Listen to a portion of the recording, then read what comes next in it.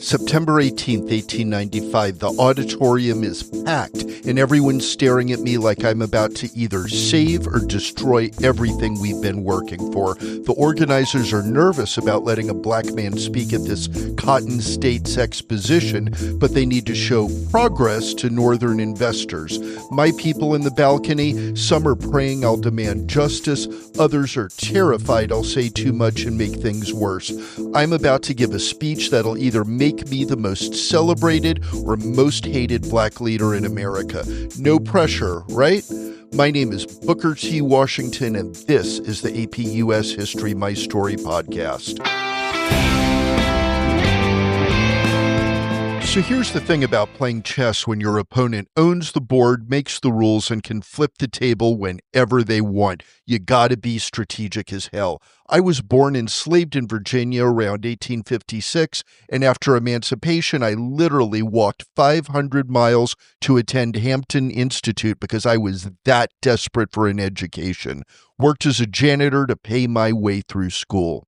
By 1881, I'm founding Tuskegee Institute in Alabama with 30 students in a rundown church. We made our own bricks, built our own buildings, grew our own food. And that's when I learned something crucial. White folks in the South would tolerate black education as long as it looked like we were training workers, not thinkers. They'd let us learn to lay bricks, but not study Latin. Which brings me to this moment in Atlanta. I step up to that podium and deliver what history will call the Atlanta Compromise, though I never called it that myself. Cast down your bucket where you are, I tell my people. Learn trades, work hard, prove yourselves economically valuable. I say we will be as separate as the fingers, yet one as the hand in all things essential to mutual progress. Translation? We'll accept segregation if you let us work and get educated. We won't push for social equity or voting rights. Yet.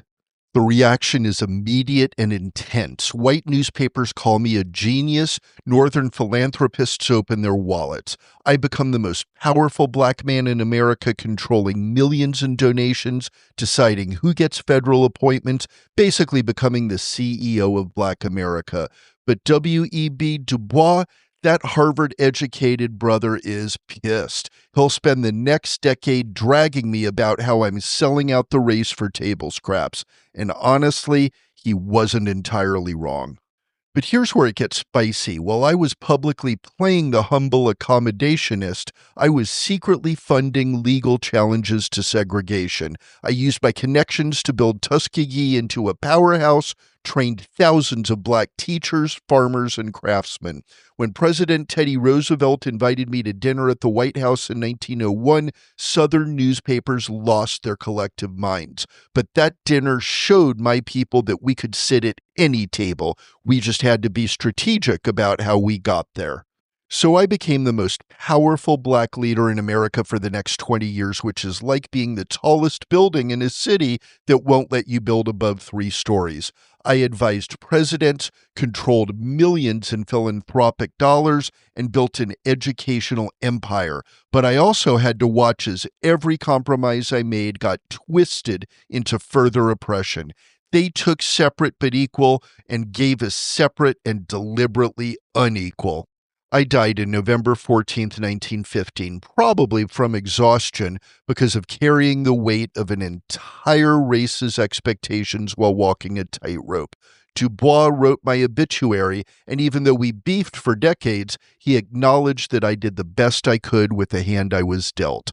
That's probably the nicest thing he ever said about me, and I had to die to hear it.